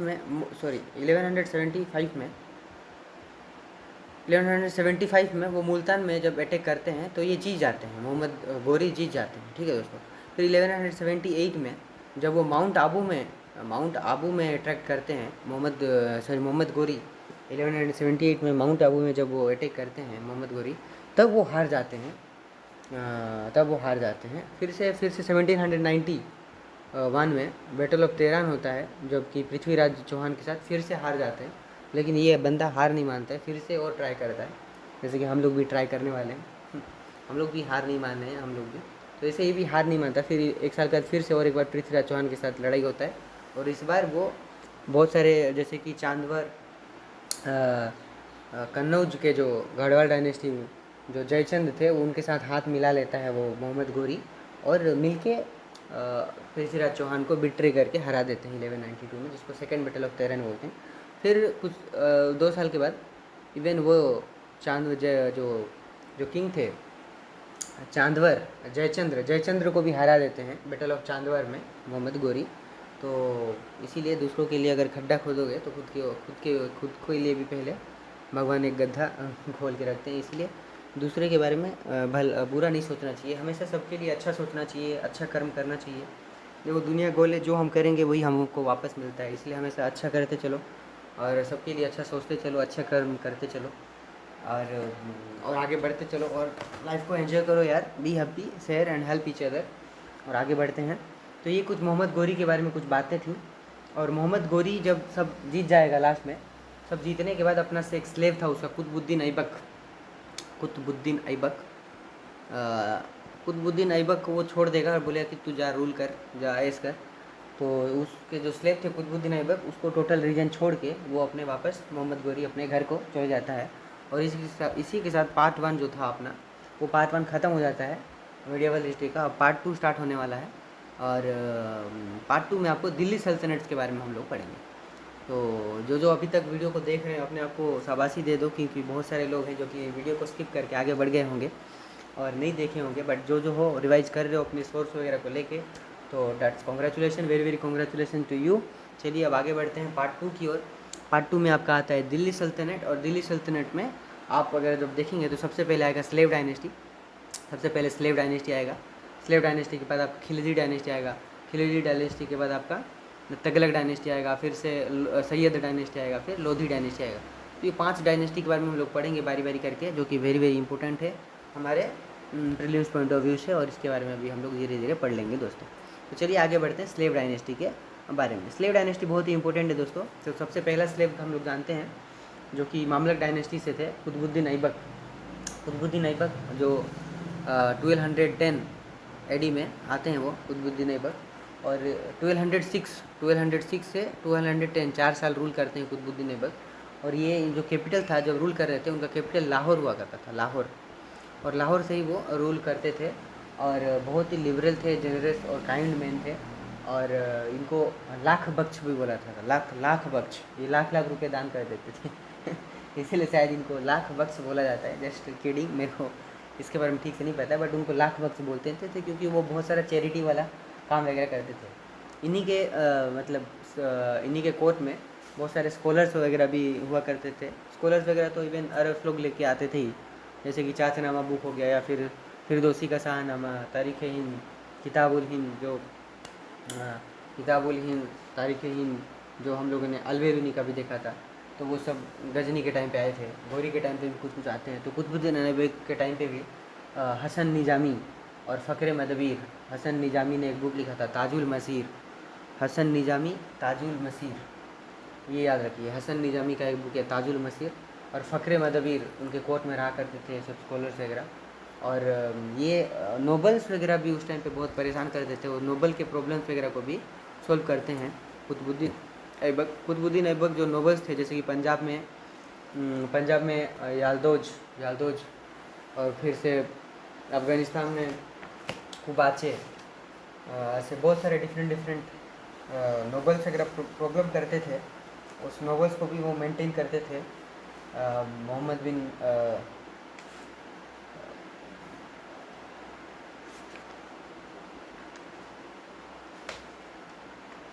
हाँ, तो हम लोग जो कुतुबुद्दीन ऐबक के बारे में बोल रहा था, तो जो यालदोज जो थे पंजाब में कुबाचे थे, उनको भी हराए थे कुबाचे को। और अफ़गानिस्तान में यालदोज एक नाम का नोबल हुआ करता था, यालदोज, उनको भी वो सॉल्व किए थे कुतुबुद्दीन ऐबक। फिर अली मिर्ज़ा खान भी एक हुआ करते थे, अली मिर्ज़ा खान को भी वो हराए थे। तो डैट्स वेरी इंपॉर्टेंट। ठीक है दोस्तों, तो वो नोबल्स वगैरह को भी बहुत ही अच्छे तरीके से मैनेज करके चलते थे कुतुबुद्दीन ऐबक। और ये आर्ट एंड आर्किटेक्चर में भी इनका बहुत ही बड़ा योगदान है।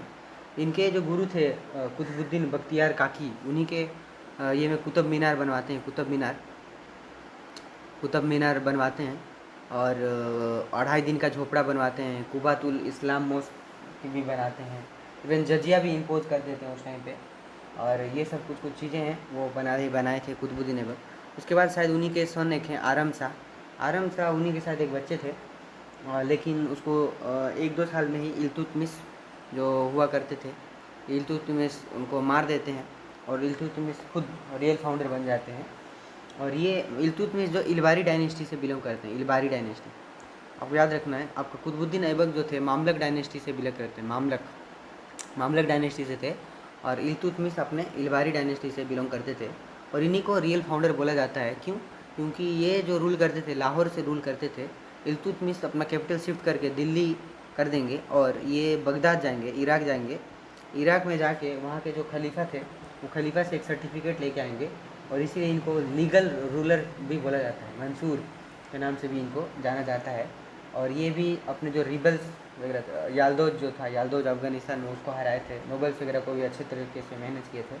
तो सबसे इम्पोर्टेंट चीज़ इल्तुतमिश ने चहलगामी, तुर्क ने चहलगामी सिस्टम, जिसमें कि 40 मेंबर हुआ करते थे, जहाँ की 40 मेंबर के नोबल्स हुआ करते थे, तो वो सिस्टम को भी स्टार्ट किए थे। और ये मंगल प्रॉब्लम भी डिप्लोमेटिकली चंगेज़ खान जब आने वाला था, डिप्लोमेटिकली उसको सॉल्व कर दिए थे मंगल, चंगेज़ खान आने वाले थे जब। और ये इक्तादारी सिस्टम भी स्टार्ट करते हैं, इक्तादारी सिस्टम। ये इक्तादारी सिस्टम जो कि टेरिटोरियल यूनिट्स वगैरह में, जैसे कि अकबर का मनसबदारी सिस्टम था, उससे पहले इक्तादारी सिस्टम जो चलता था वो ये इल्तुतमिश का ही था। और ये करेंसीज़ वगैरह भी, कुछ करेंसी वगैरह जैसे कि सिल्वर टंका, सिल्वर एजी सिल्वर को बोलते हैं साइंटिफिकली, सिल्वर टंका, कॉपर जितल कॉइन्स वगैरह, वो कॉपर कॉइन, सिल्वर कॉइन, जिसको कि टंका और जितल कहते हैं। और ये कुतुब मीनार को भी थोड़ा सा बनवाते हैं, और हौजे सुल्तानी नाम का एक जगह भी हौजे सुल्तानी बनवाते हैं। तो ये इतना आपको याद रखना है इल्तुतमिश के बारे में। इल्तुतमिश के बारे में, इल्तुतमिश के बाद रजिया आती है। रजिया, इधर रबिया लिखा हुआ है तो गलत है, ये रजिया सुल्तान। रजिया आती है, वो याकूब के साथ उनका कुछ लव स्टोरी वगैरह में उनका कुछ लफड़ा हो जाता है। बहुत सारे लोग नोबिलिटी वगैरह उनको ठीक से रहने नहीं देते हैं। फिर बहरम शाह आते हैं, मोहम्मद शाह आते हैं, नसीरुद्दीन महमूद आते हैं। बहुत वीक रूलर्स वगैरह एक पे एक आते हैं। अनस्टेबिलिटी का पीरियड रहता है, कैपेबल रूलर नहीं रहते हैं। बाद में फिर चहलगानी सिस्टम का एक ही नोबल था, एक बलबन आके सबसे बाद में टॉप में आके अपने आप को एस्टेब्लिश करता है स्लेव डायनेस्टी में। और वो अपने आप को बोलता है जिल ए इलाही, मतलब shadow of God on earth अपने आप को बोलता है। और ये सबसे मतलब सबको मार के ही, मतलब पैरों के तले कुचल के ही आगे बढ़ता था चहलगामी सिस्टम में। क्योंकि खुद एक नोबल था चहलगामी सिस्टम का, इसलिए वो चहलगामी सिस्टम को बंद कर दिया, क्योंकि वो उसको डर था कि और कोई एक नोबल्स वगैरह आके इसके सामने खड़े हो जाएगा और जीत जाएंगे। तो ये शेडो ऑफ गॉड बोलता था अपने आप को, और डिवाइन राइट थ्योरी और बहुत सारे सिस्टम्स वगैरह इंट्रोड्यूस करता है, जैसे कि सिजदा सिस्टम, सिजदा करते हैं ना, सिजदा सिस्टम इसी ने इंट्रोड्यूस किया था। पैबोस में जो पैर को चूमते हैं मुस्लिम लोग, पैबोस वाला सिस्टम। फिर नवरोज, न्यू ईयर जो सेलिब्रेशन होता है, नवरोज भी स्टार्ट करते हैं ये बलबन ही। और बहुत सारे डिपार्टमेंट भी स्टार्ट करते हैं, जैसे कि आर्मी का डिपार्टमेंट, दीवाने अरिक ये मिलिट्री डिपार्टमेंट बनाते हैं। फिर दीवाने उंजरत फाइनेंस डिपार्टमेंट भी बनाते हैं, जिसको कि दीवाने उंजरत भी बोला जाता है दोस्तों, दीवाने उंजरत। तो ये कुछ डिपार्टमेंट्स वगैरह भी वो बनाते हैं। और बहुत सारी चीज़ें वगैरह हैं। और राजपूत के साथ इनका जो रिलेशन था, blood and iron policy use करते थे, राजपूत लोग को कुचल के आगे बढ़ने के बारे में सोचते थे। तो ये कुछ था, हम लोगों ने पढ़ा कैसे, अभी कुतुबुद्दीन ऐबक के बारे में पढ़ा, आराम शाह के बारे में पढ़ा, ये मामलक डायनेस्टी कैसे बिलोंग करते थे, मामलक डायनेस्टी। और मामलक डायनेस्टी से बिलोंग करते थे, बहुत ही लाख बख्श बोला जाता था। हसन निजामी और फ़ख्र मदवीर, और हसन निजामी का बुक भी एक था, ताजुल मसीर। और ये सब चीज़ आपको याद रखना है। और ये कुतुब मीनार भी बनवाए थे, 2.5 दिन का झोपड़ा, कुव्वतुल इस्लाम मॉस्क भी बनाए थे। और ये सब कुछ बातें हैं। फिर आराम शाह के बारे में तो उतना कुछ खास नहीं, इल्तुतमिश पर याद रखिए, क्योंकि ये फर्स्ट लीगल रूलर भी बोलते हैं। चहलगामी सिस्टम, इक्तदारी सिस्टम बनाते हैं ये। इवन जो चंगेज़ खान का प्रॉब्लम भी सॉल्व करते हैं। और कॉपर, जितल और सिल्वर टंका कॉइन्स वगैरह इंट्रोड्यूस करते हैं। और बलबन के बारे में याद रखिए, बलबन जो थे,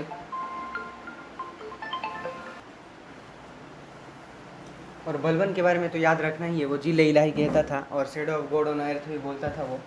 सिजदा सिस्टम, पैबोस, नवरोज, ये सब वो और एस्टेब्लिश मतलब लाया था, इंट्रोड्यूस किया था। और दीवाने उंजरत, दीवाने अरिक, मिलिट्री डिपार्टमेंट और फाइनेंस डिपार्टमेंट भी वो बनाता है दोस्तों। तो ये कुछ बातें थी स्लेव डायनेस्टी के बारे में। अब आगे बढ़ते हैं। स्लेव डायनेस्टी के बाद आते हैं अपने खिलजी डायनेस्टी के बारे में। खिलजी डायनेस्टी जो कि वेरी वेरी इंपॉर्टेंट है, खिलजी डायनेस्टी। और इसके बारे में भी आपको बहुत सारी इंटरेस्टिंग चीज़ों के बारे में मैं बताऊँगा, और लगे रहिए मेरे साथ। और जोश कम नहीं होना चाहिए, उसी जोश के साथ आगे बढ़ते हैं खिलजी डायनेस्टी के बाद। और सबसे फाउंडर बोलते हैं जलालुद्दीन खिलजी। जलालुद्दीन खिलजी एक्चुअली इल्तुतमिश के ही एक सोल्जर हुआ करते थे, और ये एक्चुअली लास्ट जो स्लेव थे कैकाबाद जो थे उनके लास्ट स्लेव कैकाबाद, ये याद रखिए। स्पेलिंग बहुत घटिया हो गया हैंड राइटिंग वगैरह, तो इसके लिए मैं माफ़ी चाहता हूँ आपसे। हैंड राइटिंग थोड़ा बहुत ही घटिया है मेरा। हाँ, तो मैं क्या बोल रहा था दोस्तों, कैकाबाद को याद रखिए, कैकाबाद। और ये कैकाबाद जो थे लास्ट स्लेव थे, और इनको मारते हैं, इनको मार देते हैं कैकाबाद को जलालुद्दीन, ठीक है। जलालुद्दीन जो थे, जलालुद्दीन ये लास्ट स्लेव जो कैकाबाद थे, ये जलालुद्दीन को मार देते हैं। और ये मारने के बाद फिर अपने आप को एस्टैब्लिश करते हैं और खिलजी डायनेस्टी एस्टैब्लिश करते हैं, और जलालुद्दीन खिलजी का नाम अपने आप को देते हैं दोस्तों। और वहीं से स्टार्ट होता है खिलजी डायनेस्टी। और ये ज़्यादा दिन रूल करते हैं नहीं, ये कुछ साल तक रूल करते हैं, 2-4 साल। फिर इनको मार के अलाउद्दीन खिलजी, इनका जो दामाद थे अलाउद्दीन खिलजी, वो जलालुद्दीन खिलजी को मार देंगे। अलाउद्दीन खिलजी क्या करेंगे, वो जाएंगे जैसे कि गुजरात जाएंगे, गुजरात को लूट के आएंगे, देवगिर को लूट के आएंगे, रणथंभौर को लूट के आके बोलेंगे, जलालुद्दीन खिलजी को इनवाइट करेंगे कि आओ, बहुत सारा धन वगैरह है, चलो मिल बांट के खाएंगे। फिर जैसे ही जलालुद्दीन खिलजी आएंगे तो उनको उस कैंप पे नदी के किनारे बुला के मार देंगे। अपने अलाउद्दीन खिलजी जलालुद्दीन को मार देंगे, अपने ससुर को। फिर अलाउद्दीन खिलजी वहाँ के राजा बन जाएंगे। और ये बहुत ही इंटेलिजेंट थे, एम्बिशियस भी थे, और अपने आप को बोलते एलेक्जेंडर बनना चाहते थे। वो जलालुद्दीन को मार देते हैं और बहुत सारा टेरिटरी एक्सपांसन्स वगैरह भी करते हैं, जैसे कि ये गुजरात को जीत जाते हैं, गुजरात को 1299 में जीतते हैं। वहीं मलिक कफूर को लेके आते हैं वहाँ से एक स्लेव, और मलिक कफूर बहुत ही मतलब ख़तरनाक मतलब स्लेव था अलाउद्दीन खिलजी का, जो कि हर बात को बड़ा ऑनेस्टली मानता था, और बहुत ही ऑनेस्ट था वो अलाउद्दीन खिलजी के प्रति। तो मलिक कफूर को वहीं से लाए थे, उसको 1000 दिनारी भी बोलते थे। और मलिक कफूर को गुजरात से लेके आए थे वो। फिर रणथंभौर को भी वो रणथंभौर को भी जीत जाएंगे 1300 वार्ड में। फिर चित्तौर में भी वो जीतते हैं, फिर मांडू को भी जीत जाएंगे, चित्तौर, मांडू, हाँ, देवगिर को भी। फिर साउथ में मलिक कफूर को भेज देंगे, वहाँ वारंगल में, होयसाला में, मदुरई में, हर जगह जीतेंगे। लेकिन मलिक कफूर जाएगा, और अलाउद्दीन खिलजी के नाम से वो जाके वहाँ पे कैंपेन्स वगैरह किए थे। तो बहुत ही टेरिटोरियल एक्सपांसन करेंगे। इवन मंगल्स वगैरह भी आएंगे। कुतलुक ख्वाजा एक था, कुतलुक ख्वाजा। और ये कुतलुक ख्वाजा को 6 टाइम्स हराते हैं। वो जो मंगल्स थे, मंगल अलाउद्दीन खिलजी उसको 6 बार हरा चुके थे। और आपको पता ही है, बहुत सारा एक्सपांसन्स वगैरह किए, साउथ में भी एक्सपांसन वगैरह किए। और वो ये बहुत ही रिफॉर्म्स वगैरह भी बहुत ही अच्छा रिफॉर्म्स करते हैं। इनके रिफॉर्म्स के बारे में भी बहुत सारा क्वेश्चन बनता है इवन मेंस में। तो अलाउद्दीन खिलजी का सबसे पहला रिफॉर्म्स अगर बोले जाए, तो अगर हम लोग देखेंगे तो ये एडमिनिस्ट्रेटिव रिफॉर्म्स वगैरह बहुत सारे करते हैं। एडमिनिस्ट्रेशन में बहुत सारे रिफॉर्म्स करते हैं, जैसे कि वो 4 ऑर्डिनेंस पास करते हैं। सबसे पहले जितना भी टैक्स फ्री लैंड है सबको कन्फिस्टिकेट कर लेते हैं। और दूसरा चीज़ क्या करते हैं, वो इंटेलिजेंस सिस्टम, उनको बरीद बोलते थे, बरीद इंटेलिजेंस स्पाई सिस्टम को रीऑर्गेनाइज करते हैं, और डिफरेंट टाइप्स ऑफ स्पाइस वगैरह को भी यूज करते हैं दोस्तों। थर्ड, वो प्रोहिबिट कर देते हैं पब्लिकली अगर लिक्विड ड्रग्स वगैरह सेल करना, वो प्रोहिबिट कर देते हैं। और फोर्थ में सोशल गैदरिंग विदाउट किंग, वो भी प्रोहिबिट करते हैं। और हार्श पनिशमेंट करते थे, ये जो भी अगर कोई नहीं मानता था उसको हार्श पनिशमेंट देते थे। तो ये कुछ उनका एडमिनिस्ट्रेटिव रिफॉर्म्स वगैरह था। उसके बाद हम लोग देखेंगे अलाउद्दीन खिलजी का इकोनॉमिक रिफॉर्म्स वगैरह। इकोनॉमी में बहुत सारे चेंज वगैरह करते हैं। 4 टाइप्स ऑफ मार्केट बनाते हैं। एक एनिमल के लिए अलग मार्केट होता है, कमोडिटी के लिए अलग मार्केट होता है, स्लेव्स के लिए अलग मार्केट करते हैं, और फूड के लिए अलग मार्केट करते हैं। इमिसिलियस चीज़ के लिए भी अलग मार्केट वो बनाते हैं। फिर वहाँ पे एक पोस्ट बनाते हैं, सहाना आई मंडी में एक पोस्ट बनाते हैं, सहाना आई मंडी, जो कि एजेंट हुआ करता था, काराकुन एजेंट भी होता था, जो कि देखता था कि सब लोग कैसे रूल्स वगैरह को फॉलो कर रहे हैं कि नहीं कर रहे हैं, वेट्स एंड मेजर सिस्टम के साथ क्या खिलवाड़ हो रहा है। अगर किसी को पकड़ा गया तो बहुत ही हार्श पनिशमेंट मिलता था दोस्तों। मार्केट को अच्छी तरीके से राशनिंग और रेगुलेशन भी किया जाता था। और टैक्सेशन पॉलिसी भी बहुत हाईएस्ट टैक्सेशन 50% टैक्स लिया जाता था लैंड वगैरह से, जो कि उस टाइम पे बहुत था। और इवन घराई टैक्स, हाउस टैक्स वगैरह भी लिया जाता था, चराई टैक्स, ग्रेजिंग टैक्स वगैरह भी लिया जाता था। और कुछ नए नए डिपार्टमेंट्स वगैरह भी ये बनाए थे, जैसे कि दीवान मुस्तक राज, जो एरियर डिपार्टमेंट बोलते हैं, जो पिछला पेंडिंग जो भी पैसा वैसा बचा हुआ तो वही डिपार्टमेंट बनाए थे, दीवान मुस्तक राज। और एक डिपार्टमेंट बनाते हैं ये दीवान रियासत, दीवान रियासत क्या है ये अपील डिपार्टमेंट है, अपील डिपार्टमेंट। तो 2 डिपार्टमेंट ये बनाते हैं, आपको याद रखना है। बलबन तो 2 डिपार्टमेंट बनाए थे, मिलिट्री डिपार्टमेंट और फाइनेंस डिपार्टमेंट। दीवान अरिक और दीवान उंजरत ये बनाते दीवान मुस्तक राज, जो कि एरियर्स के बारे में था, और दीवान रियासत जो कि अपील्स के बारे में था। तो ये कुछ इकोनॉमिक रिफॉर्म्स के बारे में हम लोगों ने अलाउद्दीन के बारे में पढ़ा। अब देखेंगे मिलिट्री रिफॉर्म्स के बारे में। और ये मिलिट्री में भी बहुत फरिश्ता बोलते हैं कि उनके पास 4,75,000 सोल्जर्स हुआ करते थे। और ये दाग सिस्टम, ब्रांडिंग ऑफ हॉर्सेस और चेहरा सिस्टम भी बना, मतलब इंट्रोड्यूस किए थे। और सैलरी देते थे केस में सैलरी देते थे दोस्तों। तो ये कुछ मिलिट्री रिफॉर्म्स है।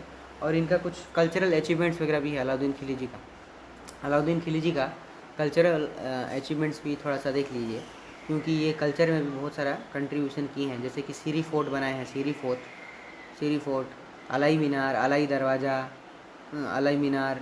दरवाज़ा बनाते हैं, सीरी फोर्ट बनवाते हैं। और इवन ये पेट्रोनाइज करते हैं डिफरेंट स्कॉलर, जैसे कि अमीर खुसरो या फिर मीर हसन दहलवी। अमीर खुसरो टूटी हिंद लिखते हैं, पैरोट ऑफ इंडिया भी बोला जाता है, टूटी हिंद। और मीर हसन दहलवी। और ये जमात खाना मॉस्क भी बनाते हैं, सबसे फ्रेश मॉस्क बनाते हैं जमात खाना मॉस्क। तो ये कुछ बहुत ही इंपॉर्टेंट है। जलालुद्दीन खिलजी से बहुत क्वेश्चन आता है। और इनका ओरिजिनल नाम एक्चुअली अलाउद्दीन खिलजी नहीं था, अली गुरसास का नाम था, अली गुरसास इनका ये ओरिजिनल नाम था। बाद में फिर अपने आप को अलाउद्दीन खिलजी बोलते हैं। इनके नाम पे तो मूवी बना है पद्मावत, आप देख सकते हैं। और इनके बाद मलिक कफूर आता है, जो कि थोड़ा बहुत रूल करता है। फिर मुबारक खिलजी भी बोलते हैं, वो रूल करते हैं, जो कि एक हिंदू किंग थे। उसके बाद मुबारक के बाद खुसरव खान आता है। खुसरव खान जो हिंदू किंग हुआ करता था दिल्ली सुल्तान में, पहली बार हिंदू किंग रूल करते हैं खुसरव खान, जिनके बारे में पिछले बार हिस्ट्री ऑप्शनल के मेंस में 20 मार्क का क्वेश्चन आ चुका है खुसरव शाह के बारे में। और ये खुसरव शाह को गाजी मलिक नाम का एक आदमी हुआ करता था, एक गवर्नर हुआ करता था गाजी मलिक। दीपालपुर का गवर्नर हुआ करता था गाजी मलिक। और उसी ने ये खुसरव शाह को मार के अपने आप को देगा गयासुद्दीन तगलक, और तगलक डायनेस्टी का फाउंडिंग करता है दोस्तों।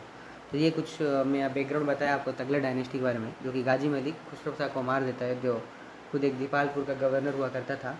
वो खुसरव शाह को मार के गाजी मलिक अपने आप को गयासुद्दीन तगलक का नाम देता है। और ये भी 5 साल ही रूल करता है और अब चल बसता है, क्योंकि इसी का खुद का बेटा इसको मार के गेट गिरा के मार देता है गयासुद्दीन तगलक को, और इसका भी काम तमाम कर देता है। तो ये ज़्यादा कुछ नहीं, गयासुद्दीन तगलक कटक उड़ीसा उत्कल वाले क्षेत्र को जीतता है, वारंगल को कैप्चर करता है, और कुछ ही काम वगैरह किया था। और अलाउद्दीन खिलजी का सब पॉलिसी को उल्टा फुल्टा करके रख दिया था दोस्तों।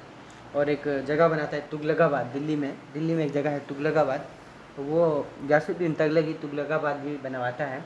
और डेक्कन में भी थोड़ा एक्सपांड करता है, कैनल्स वगैरह भी बनाता है गयासुद्दीन तगलक। तो इसके बारे में ज़्यादा कुछ नहीं जानना है, इतना ही थोड़ा चीज़ जानने से हो जाएगा। ये 1320 से लेके 1325 तक ही रूल कर पाते हैं। और कैनल्स वगैरह भी थोड़ा थोड़ा बनाते हैं, तुगलकाबाद बनाते हैं, देवगिर को कैप्चर करते हैं, वारंगल को कैप्चर करते हैं, उड़ीसा को कैप्चर करते हैं। तो ये सब कुछ गयासुद्दीन तगलक के बारे में आपको याद रखना है दोस्तों। इनके बाद आते हैं मोहम्मद बिन तगलक, इसको पगला राजा भी बोलते हैं, पगला डायनेस्टी, इसीलिए इसका नाम पगला डायनेस्टी बोला जाता है। मोहम्मद बिन तगलक एक्चुअली ये भी बहुत ही मतलब इनका बहुत ही कन्फ्यूजिंग स्टेट हुआ करता था। ये कब खुश हुआ करते थे, कब दुख हुआ करते थे, कब किसी को भी फांसी पे लटका दो, कभी किसी को सोने चांदी से भर दो। तो इनका जो पीरियड था 1325 से लेके 1351 तक देखने को मिलता है। और इनका रियल नाम जो था जोना खान।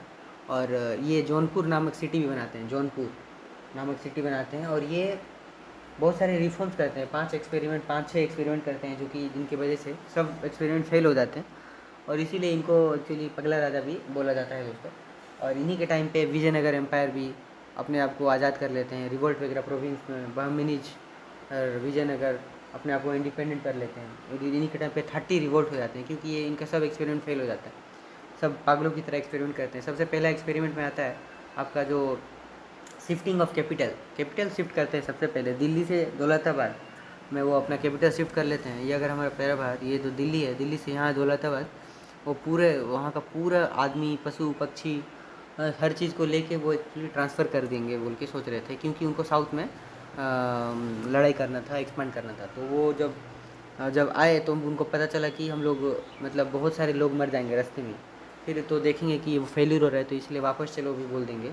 और वापस जाने में भी बहुत सारे लोग मर जाएंगे। तो सबसे पहले दिल्ली से दौलताबाद, जिसको कि देवगिर के नाम से भी जाना जाता था, क्योंकि वो साउथ इंडिया को कैप्चर करना चाहते थे और फॉरेन इन्वेजन भी बहुत सारा हो रहा था। तो ये सबसे पहला एक्सपेरिमेंट था जिसमें बहुत सारे लोग मर गए थे। और ये भी फेल हो चुका था, शिफ्टिंग ऑफ कैपिटल, जो सक्सेसफुली शिफ्ट नहीं कर पाए थे 2 ही साल में, फिर वापस चले गए थे। तो ये पहला एक्सपेरिमेंट था। दूसरा एक्सपेरिमेंट टोकन करेंसी का था। टोकन करेंसी ये क्या करते थे, गुलाबी खान नाम का एक आदमी था चाइना में, जो कि पेपर करेंसी इंट्रोड्यूस किया था। उसी के इर्द गिर्द में ये क्या करेंगे, कॉपर और सिल्वर कॉइन को सेम सेम कर देंगे जिसकी वजह से ये कॉपर और सिल्वर कॉइन को जो सेम कर देंगे, तो हर एक हाउस ना मिंटिंग हाउस बन जाएगा। और बहुत सारे हर घर में ना फर्जरी चलने लगेगा। सब लोग कॉपर के कॉइन्स वगैरह छापना शुरू करेंगे और एक्सचेंज कराने का शुरू करेंगे। तो ये भी फेल हो जाएगा। फिर लास्ट में कॉपर के कॉइन्स वगैरह के हिप्स वगैरह आजू बाजू हर जगह देखने को मिलता है। मार्केट में जैसे आलू प्याज मिलता है, वैसे कॉइन्स वगैरह का भी मार्केट बैठना शुरू हो गया था उस टाइम पे। तो ये भी सेकंड करेंसी रिफॉर्म्स, वो भी फेल हो जाएगा, इन्फ्लेशन बहुत हो जाएगा उसके कारण। फिर वो खोरासान एक्सपीडिशन करते हैं। खोरासान एक्सपीडिशन क्या है दोस्तों, ये एक्चुअली जो भी इन्वेजन वगैरह हो रहा था वेस्ट से, वो इन्वेजन को रोकने के लिए सेंट्रल एशिया में अपने आर्मी को भेजते हैं जीतने के लिए। बट बुरी तरीके से वहाँ भी खोरासान में भी वो हार जाते हैं। खोरासान एक्सपीडिशन अनसक्सेसफुल हो जाता है। फिर ये कांगड़ा कैंपेन भी करते हैं। कांगड़ा कैंपेन में क्या करते हैं, ये हिली एरिया जो भी है, हिमाचल प्रदेश वाला एरिया है, या फिर आपका जो यूपी, उत्तराखंड, हिमाचल प्रदेश, जम्मू एंड कश्मीर वाला कांगड़ा एरिया में जाएंगे। और ड्यू टू टेरेन वहाँ का जो नीचे से ये जब सोल्जर्स वगैरह जाते हैं, तो वो ऊपर से आक्रमण करके इन लोगों को मार देते हैं, क्योंकि जो एनिमी स्टेट वगैरह सब ऊपर थे और ऊपर से अटैक करना बहुत ईजी हुआ करता था। तो ऊपर से वो एनिमी स्टेट अच्छे से अटैक कर देंगे और इनके नीचे वाले जितने सोल्जर थे, मोहम्मद बिन तुगलक के, सब मर जाते थे। तो इसीलिए कराची एक्सपेडिशन जो था, कांगड़ा कैंपेन, वो भी फेल हो जाता है। फिर लास्ट में सब पैसा वैसा सब फेल हो जाने के बाद ये बोलते हैं कि चलो पैसा आएगा कहाँ से। जो भी गंगा यमुना वाला जो दोआब जो रीजन वगैरह हुआ करता था, वहाँ पे इतना टैक्सेशन लगा दिए कि सब विलेज सब यहाँ से गायब होना शुरू हो गया, क्योंकि टैक्स बहुत लगा दिया और उसी टाइम पे बारिश भी नहीं हुआ, तो जिसके वजह से बहुत प्रॉब्लम हुआ। तो लोग भी टैक्स दे नहीं पाए, क्योंकि मानसून फेलियर हो गया था। तो ये भी फेल हो गया। फिर लास्ट में वो समझेंगे कि नहीं, सही में प्रॉब्लम मेरा ही है, तो लास्ट में वो सबको लोन देंगे, संदूर लोन तक का भी लोन्स वगैरह भी प्रोवाइड करेंगे। और एक डिपार्टमेंट बनवाएंगे, दीवाने को ही एग्रीकल्चर डिपार्टमेंट भी है, अब बनवाएंगे दोस्तों। और लोन वगैरह भी देंगे और बहुत सारे कुछ चैरिटी वाला काम भी लास्ट में करेंगे। बट इतना करते करते वो मर जाएंगे। इनके बाद आते हैं फिरोज शाह तुगलक। फिरोज शाह तुगलक एक नोबल सी थे। वो बहुत ही काइंड और बहुत ही अच्छे आदमी थे। वो 4 डिपार्टमेंट बनाते हैं। दीवाने खैरात चैरिटी डिपार्टमेंट एक बनाते हैं, चैरिटी डिपार्टमेंट, जिसको कि दीवाने खैरात भी बोलते हैं। एक दीवाने बंदेगा, जिसको कि स्लेव डिपार्टमेंट बोलते हैं, जो कि बंदा वगैरह जो स्लेव डिपार्टमेंट। फिर एक मैरिज ब्यूरो करवाते हैं, सबका शादी वादी करवाते हैं, जिसका शादी वादी हुआ नहीं है, तो जिसका शादी नहीं हुआ है तो उनका शादी भी करवाए। और जो भी एग्रीकल्चर लोन दिया गया था मोहम्मद बिन तुगलक के द्वारा, वो उसको वेव कर दिए, वे मतलब माफ़ कर दिए कि जाओ, तुमको और नहीं करना पड़ेगा। और ये बहुत सारा कल्चरल एक्टिविटी किए थे, जैसे कि फिरोजाबाद, हिसार, फिरोज शाह कोटला, जौनपुर, ये सब सिटी का स्टार्ट करेंगे। और ये 1200 कैनल बनाएंगे, 1200 गार्डन बनाएंगे, कैनल्स बनाएंगे। इवन जजिया जो ब्राह्मण्स के ऊपर जो टैक्स है वो लगा देंगे, इरिगेशन के लिए टैक्स लगा देंगे। इक्तादारी सिस्टम फिर से री इंट्रोड्यूस कर देंगे, जो इल्तुतमिश का इक्तादारी सिस्टम को री इंट्रोड्यूस कर देंगे। इवन अशोक का जो पिलर था, वो पिलर को दिल्ली में शिफ्ट करवा देंगे। तो ये सब कुछ फिरोज शाह तुगलक ने करवाए थे। लेकिन इन्हीं के टाइम पे बहुत सारे रिवल्ट वगैरह फिर से कंटिन्यू हो गए। फिर से तैमूर, मंगल एक था, वो इन्वेड करते हैं और तैमूर से ही सैयद डायनेस्टी स्टार्ट होता है दोस्तों, सैयद डायनेस्टी। तैमूर के बाद फिर आते हैं खिज़्र खान। खिज़्र खान को तैमूर इन्वेड करने के बाद जीत जाते हैं जब तैमूर, तो खिज़्र खान को अपॉइंटमेंट कर देते हैं मुल्तान में, उनको गवर्नमेंट बना देते हैं। फिर खिज़्र खान तगलक डायनेस्टी को पूरा निकाल के फेंक देते हैं। फिर उसमें अलाउद्दीन शाह आते हैं बाद में। ये जो हमारा सैयद डायनेस्टी है उसमें ज़्यादा कुछ क्वेश्चंस आते नहीं हैं दोस्तों, और उसका हिस्ट्री भी उतना अच्छे से और बहुत ही कम टाइम के लिए है, तो उसको उतना याद मत रखिए। बस तैमूर और खिज़र खान को याद रखिए और आगे बढ़िए। फिर आते हैं आपका लोधी डायनेस्टी के बारे में। लोधी डायनेस्टी जो कि लास्ट डायनेस्टी है दिल्ली सल्तनत में, लोधी डायनेस्टी। लोधी डायनेस्टी में जो बहलोल लोधी हुआ करते, बहलोल लोधी, तो बहलोल लोधी क्या करेंगे, जो सैयद डायनेस्टी के जो लास्ट जो थे अलाउद्दीन आलम शाह को टॉपल कर देंगे। अलाउद्दीन आलम शाह जो कि खिज़र खान के बाद जो आते हैं, खिज़र खान के बाद अलाउद्दीन आलम शाह, उनको टॉपल कर देंगे। कौन? बहलोल लोधी। और ये फर्स्ट अफ़गानिस्तानी डायनेस्टी स्टार्ट करेंगे बहलोल लोधी। ये बहुत सिंपल और बहुत ही काइंड में पर्सन थे बहलोल लोधी, जो कि फाउंड करेंगे, और ये जौनपुर को कैप्चर कर लेंगे दोस्तों और कंसोलिडेट करेंगे। फिर मर जाएंगे। इन्हीं के बेटा आएंगे सिकंदर लोधी, और ये बहुत ही मतलब हिंदू लोगों को बहुत ही हेट करते थे, टेम्पल्स वगैरह को डिमोलिश करते थे। बिहार को भी कैप्चर कर लेंगे और आगरा को भी फाउंडिंग करेंगे, और हिंदू के वो शत्रु माने जाते थे, और नोबल्स वगैरह को भी पनिशमेंट देते थे। और सबसे इम्पोर्टेंट चीज़ याद रखिए, गज आई सिकंदरी एक यूनिट ऑफ लैंड है। लैंड को मेजर करने का स्टार्ट करेंगे, और वो जो मेजरमेंट को बोलेंगे गज आई सिकंदरी, और इसी यूनिट से नापना शुरू होता है। फिर सिकंदर लोधी के बाद आते हैं इब्राहिम लोधी, और ये इब्राहिम लोधी बहुत इम्पोर्टेंट है। इब्राहिम लोधी बहुत ही लास्ट केपेबल रूलर बोल सकते हैं। इनके पास 80,000 सोल्जर हुआ करते थे, 80,000 सोल्जर, जो कि बहुत ही अच्छे सोल्जर हुआ करते थे। और ये क्या किए, सब तो ठीक ठाक चल रहा था, बिहार का area, Jaunpur area, UP area सब कैप्चर कर लिए थे। बट ये क्या किए, खुद के ही नोबल्स थे, जैसे कि दौलत खान लोधी के साथ इनका झगड़ा हो जाता है। ये सबको भरी सभा में इंसल्ट किया करते थे, तो दौलत खान लोधी को भी बहुत इंसल्ट कर दिए थे, जिसके कारण इंसल्ट फील करने के बाद बहलोल लोधी सॉरी अपने दौलत खान लोधी जो थे, दौलत खान लोधी बुलाते हैं बाबर को। बाबर आया 12,000 सोल्जर्स के साथ, और वो बहुत सारे गन पाउडर, तुलगुमा टेक्निक्स का और मोबाइल कैनन्स का यूज करके 12,000 सोल्जर्स वगैरह इस 80,000 सोल्जर्स से भारी पड़ जाते हैं। और जो कि 1500 में आप पढ़ेंगे 1525 एडी में, 1525 से 26 एडी में फर्स्ट बैटल ऑफ पानीपत होता है। और इस पानीपत के युद्ध में इब्राहिम लोधी को हरा के बाबर मुगलों का शासन शुरू करते हैं। और ये कहानी था। तो ये सेकंड फेज ऑफ दिल्ली सल्तनत ख़त्म होता है, और हम लोग दिल्ली सल्तनत में अच्छे से हम लोगों ने स्लेव डायनेस्टी के बारे में पढ़ा, उसके बाद हम लोगों ने खिलजी डायनेस्टी के बारे में पढ़ा, उसके बाद तगलक डायनेस्टी, उसके बाद सैयद डायनेस्टी, उसके बाद हम लोधी डायनेस्टी के बारे में पढ़ा। और ये हो गया पार्ट 2 का ख़त्म। ये 1206 एडी में ये पार्ट 2 ख़त्म हो जाएगा, सॉरी पार्ट 2 1500। तो हम लोगों ने अच्छे तरीके से पार्ट 1 में हम लोगों ने ट्राईपार्टाइट स्ट्रगल के बारे में देखा, जो कि 8th सेंचुरी से 1206 तक ट्राईपार्टाइट स्ट्रगल चलता है। राजपूत आते हैं, चोला आते हैं, या फिर अरब्स लोग भी आते हैं। फिर दिल्ली सल्तनत का बारे में पढ़ा, जहाँ के हम लोग स्लेव डायनेस्टी, खिलजी डायनेस्टी, ऐसे करते करते लोधी डायनेस्टी तक, जो कि first battle of Panipat, Babur और लोधी का हम लोगों ने पढ़ा। तो ये था हम लोगों का पार्ट 1 वीडियो, जिसमें कि हम लोगों ने आधा से ज़्यादा हम लोग कंप्लीट कर चुके हैं। अब थर्ड पेज मुगलों के बारे में, इसके लिए मैं अलग एक वीडियो लेके आऊँगा कल डे 6 में, और हम लोग टोटल मीडिएवल हिस्ट्री को कंप्लीट कर लेंगे। आशा करता हूँ आपको ये बहुत ही अच्छा लगा होगा, और होप करता हूँ ये अच्छा लगा तो इसको लाइक कीजिए, शेयर कीजिए और सब्सक्राइब कीजिए, और लगे रहिए यार। 60 डेज़ चैलेंज है, 60 दिन भरोसा करके देखिए मेरे ऊपर, और मैं जो होमवर्क दे रहा हूँ उसको साथ साथ लेके चलिए। तो आज डे 5 था, डे 6 में हम लोग वो कंप्लीट करने वाले हैं। फिर डे 6 में मैं बताऊँगा, डे 7 में मॉडर्न हिस्ट्री हम लोग स्टार्ट करेंगे दोस्तों। तो अभी तक हम लोगों ने डे 1 से और डे 5 तक हम लोगों ने आर्ट एंड कल्चर के बारे में पूरा अच्छे से कर लिया। फिर एंशिएंट हिस्ट्री के बारे में पूरा हम लोगों ने कवर किया था। फिर मीडिएवल हिस्ट्री हमारा चल रहा है दोस्तों, जो कि आधे में अटका हुआ है, कल वो कंप्लीट हो जाएगा। आप बस अपने पढ़ाई को शानदार तरीके से लेके चलिए, अच्छे से रिवाइज कीजिए, और लिमिटेड सोर्स रखिए, बार बार उसको रिवाइज कीजिए दोस्तों, because revision is the key to success. आप कहीं भी जाइए, रिवीजन नहीं करेंगे तो कुछ नहीं होने वाला। एक ही चीज़ बार बार पढ़ेंगे तभी याद होगा, क्योंकि पढ़ाई एक भूलने वाली चीज़ है दोस्तों, पढ़ाई एक भूलने वाली चीज़ है, इसलिए इसे बार बार पढ़ना चाहिए, बार बार रिवाइज कीजिए। जितना रिवाइज करेंगे उतना अच्छा। तो इसलिए इसी के साथ मिलते हैं अगले वीडियो में।